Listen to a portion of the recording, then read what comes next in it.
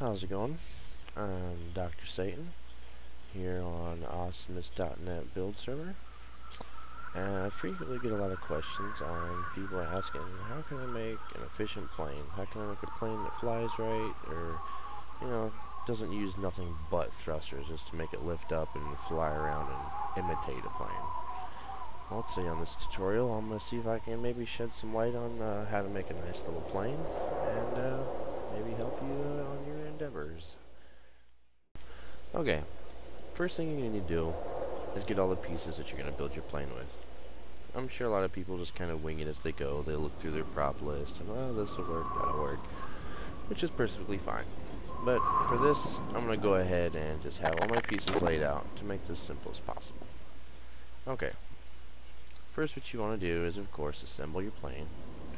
Go ahead and weld all your pieces on. You want to try and keep everything to where it's as straight as possible. Always helps, because if you got one wing, say, that's tilted up a little bit higher than the other, then that could possibly be generating maybe a little more lift or causing it to roll a little bit, and could in turn cause your plane not to fly straight, which is not good. Okay. Let's get this one here. Put that on.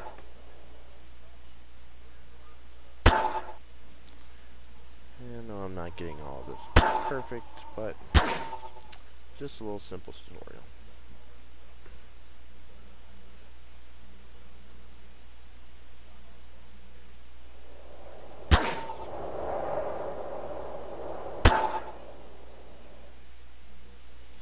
Alright, here's a basic airplane frame. Alright, now a lot of things that help to make a nice good plane is to also have it nice and sturdy, to where your things aren't flopping around. As you can see, you got a little bit of movement in the wings here. So what I'm going to do is go to my Smart Constraint, have Weld, and you can have No Collide checked as well if you want, and Freeze before starting. Have your max weld set to 10 per prop, so that way you get as many welds as you can to make it as strong as possible. And the reason I have freeze before starting checked is because I've noticed that it helps to keep things a little more straighter and, just helps the welding process out a little better. Now, what you can do is push E and then left click. That selects all your props. This is nice for whenever you want to make something completely solid. If you have something that has wheels on it, I wouldn't recommend it unless you actually went through and left clicked again on props so you didn't want welded.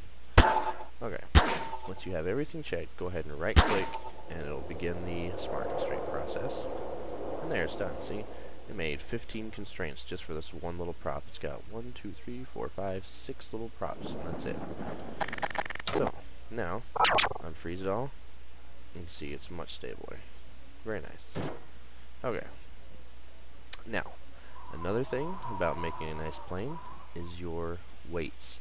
You want to have it fairly balanced to where everything is in proportion. See, like the body weighs 80 pounds, the wings are 400, the tail fins are 100. This just won't do. So, you generally want to make everything about the same weight. Sometimes, say you can maybe make the back fins a little heavier if your plane is wanting to do like a nosedive, or vice versa. So what I'm going to do is get my weight tool out, and I'm going to put it about 100 pounds. We'll just go about there, since their body's about 80, and it's not really a big plane, so it doesn't have to be real heavy, or it doesn't have to be super light. Okay? Alright, get that done. It's looking decent. So, now what we want to do is get your fin tool out. The fin tool can be very tricky. Usually you always have to fine-tune it for every plane that you make, just because, usually every design is always different. So we're going to start out with about 50% efficiency. We're going to put lift by plane normal, use flat surface dynamics, and use wind. We'll do that. We'll go ahead and click our wings, our tail fins, and on our vertical fin, you want to put no lift, and yeah, that's about it for it. because your tail fin is going to be what's used to keep your plane flying in a straight line. Otherwise, it'll be going sideways and it'll look retarded. And you don't want it to generate, and you do not want it to generate any lift, because if it does, it can really screw with how your plane flies. So, get that all done. One, freeze it. Oh, kind of no clip to the side here. Let go of it. See how she does. Not too bad. Does a little bit of a nosedive, but all in all, it did fly. So, to compensate for the nosedive, what we can do, like I was saying, get our weight tool out, and let's say make 120 pounds will be our back fins. Okay, we'll do these two right here. Freeze it, and do the same thing. This is just a little trick I do just to test things out. Now you see it kind of worked. It's a little getting a little crazy. It's kind of like a glider almost, but it is flying. Now, one thing you can do to make it not so, I don't know how can I explain, I guess so much like a glider to where it's just constantly floating around or whatever, change the efficiency with your fin tool. See, I had it at 50%. I'll tone it down to say about close to 25-ish, you know, around in there. And let's see how that does. Okay.